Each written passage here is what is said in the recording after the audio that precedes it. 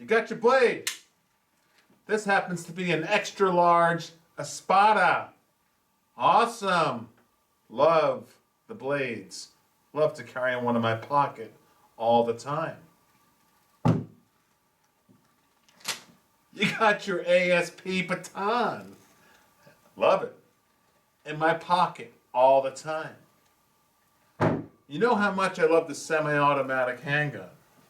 I happen to be carrying two right now. 1911. The shoulder holsters are awesome. Of course, you know I custom make them. I'll put a link below. Best in the world. 1911. Great gun. Semi-automatic. Huh? You want a SIG? You want to carry a nice SIG? Dual? Perfect. Semi-automatics are awesome. Maybe you like something off the scale crazy semi-automatic like a Desert Eagle 50 AE. Awesome. But in this video, it's all about the revolver. So shut up and get yourself a revolver. Yeah, it's all in good fun, but you know what? I'm being serious. You need a revolver.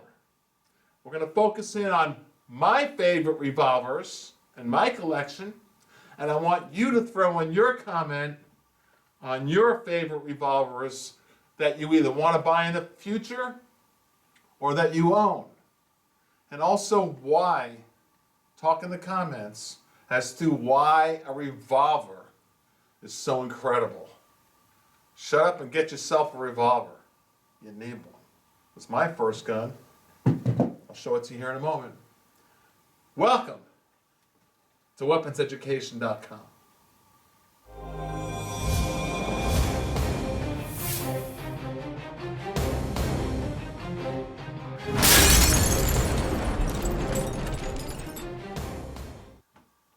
The revolver. Samuel Colt. Goes back a long way. In this video, I want to reiterate the importance of owning a revolver. As we know, you got no feed issues, no magazines, no misfeeds, none of that to worry about. Very easy to check to see if it's safety checked, make sure it's loaded or unloaded. Very easy to reload with modern day simple little pieces of plastic like a Bianchi speed strip, which you put two in at a time and they plop right in there really quick. No safeties on a revolver. By the way, you do want to close it with the crane right here. Don't slam in that cylinder. And we've got my collection here to talk about, and let's do it right now. Let's start with this. This is a Taurus Judge. Now, what I like about the Taurus Judge is that you can put in, of course, the 45 long Colt, if you're unfamiliar with the Taurus Judge. You can also put in a little shotgun shell, 410, and double aught, triple aught buck. These are pretty potent. So I can't think of a semi-automatic gun that you can shoot shotgun shells out of. Revolver, you need a revolver. So take a close zoom in on that. Tammy, please. Taurus Judge, one of my favorites. Now let's go on to some other revolvers. And the goal here is for you to talk about your favorite revolver. Let me see, I'm going to go to this one here now. This is a J-frame, 357 Magnum. You notice the internal hammer on this.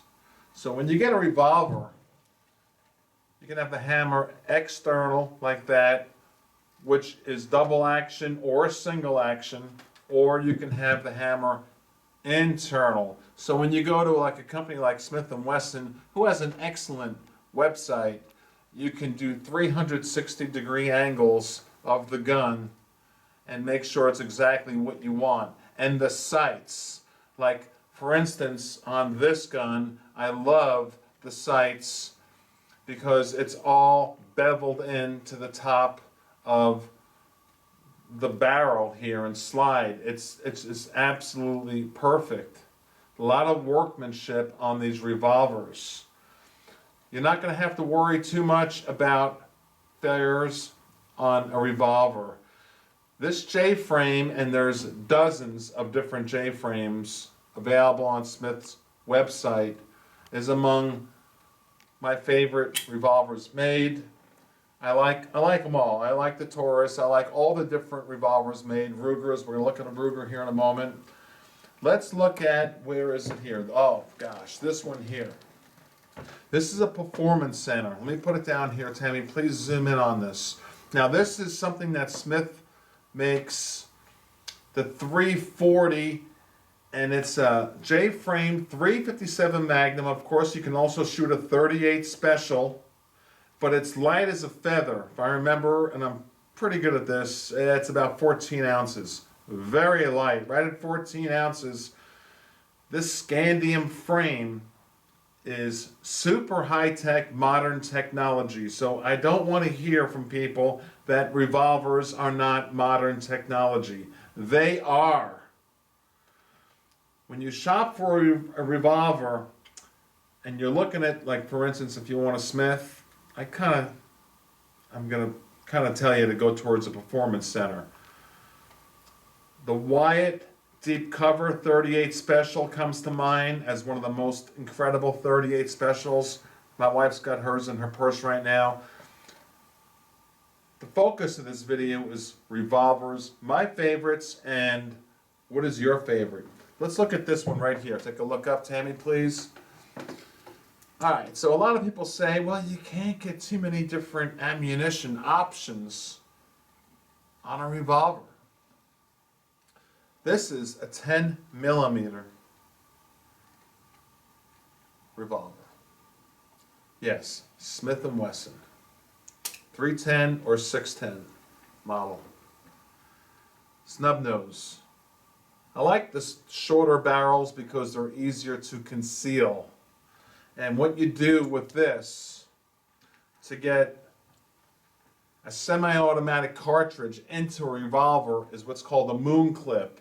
And you put them all in there at once, and then you're good to go. Just revolver, you just push them right on out. Revolver is very straightforward and simple. It's also very potent. As far as not having enough rounds in your revolver, well, where's the Smith 686? My very first gun, alongside with a Colt Delta Elite. This gun has more rounds through it than possibly all of my other guns put together. Thousands and thousands, maybe, I don't know, 10,000 rounds. Flawless. I had it refurbished once. Flawless. There's not much to refurbish on these guns. You can get your internal mechanisms. I sent it back to Smith and they fixed it right up. And these revolvers just last forever. Full stainless steel. Know your frames on your revolvers. When you're buying a revolver, you can get them in full stainless steel. You can get them in, like I showed you here, an alloy frame. You can get them possibly in a, so this is a scandium frame. There's different frames you can choose. Aluminum. I like the 686, and when we talk about firepower, the amount of rounds that you have, you can get a 686 now in 7 rounds. That should be good to go for you as far as the amount of rounds. And I showed you these Bianchi speed strips. You can reload quickly. I want everybody to get involved in revolvers. Moving on, let's look at this one. Okay, now this, I was going to save for last, but I'll just show it to you right now. Let's put it down here. This is a pair of what is known as the best revolver made in the world. That's not me saying it. That's historians, that's gun enthusiasts, that's gunsmiths. The Colt Python. I happen to own a matching pair with sequential serial numbers. See, this one, if you look at the serial number, this one ends in 99E. Zoom in there, please. So this one's never been fired, and I'm going to tell you my favorite revolver of all my collection, and then I want to hear about yours. 99E, and this one is 98E. They have a special case and all that. I've done videos on these in the past. Very pricey, collector's items. Perfect. Love the Colt Python, even though these are not to be shot for me. They're collector's items. I'm going to get to you right now. Well, here. How about this one here? This is a Ruger. The girth of this 454 Casull it's got so much steel in it, and it's made so well.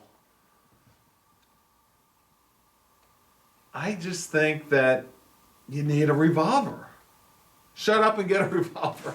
You know, that's the joke line of this video, and it's also serious. You want one. It's perfect for your first gun, and it's perfect for your middle gun. It's perfect for your last gun. It's perfect for your girlfriend, your wife, your friend. Everyone, a revolver is perfect. They are not outdated. If anything, they've come a long way, and they are right up to date in modern times. This Ruger will shoot a .45 long Colt, like the Cowboys did. It'll shoot a .410 shotgun shell, if that's what you want. And it will shoot a .454 Casull. And that's why I bought it.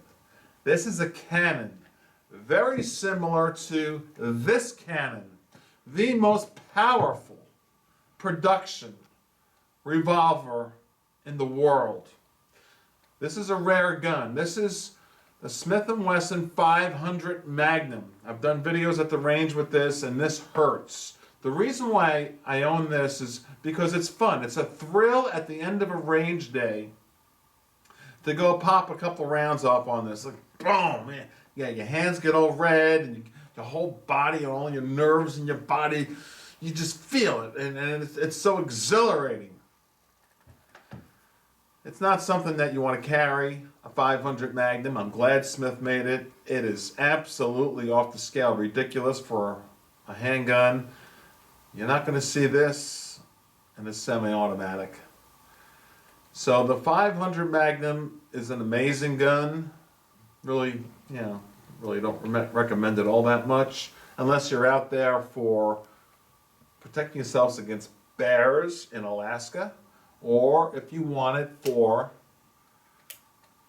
shooting at the range like I do at the tail end of your range, or if you want it for a collectible, or if you really think that one shot, one kill is what matters to you in your home, hit them, don't miss, because your second shot's not going to be lined up. Here's my favorite revolver.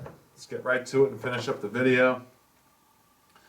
This Smith & Wesson 44 Magnum. Oh boy. Yeah. When I first bought this Performance Center 44 Mag, and just go to Smith's website, I said, well, what's with the cost here? It was like $1,500. And he grabbed a Taurus revolver. I forget the model.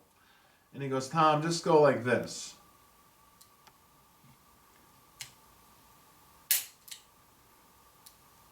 On the Taurus, which are good guns. I like Taurus. And then he goes, go like this. Performance Center, Smith.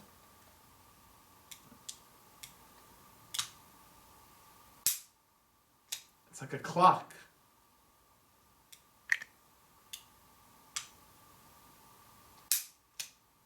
And that sold me on the Performance Center Smiths. So there you have it.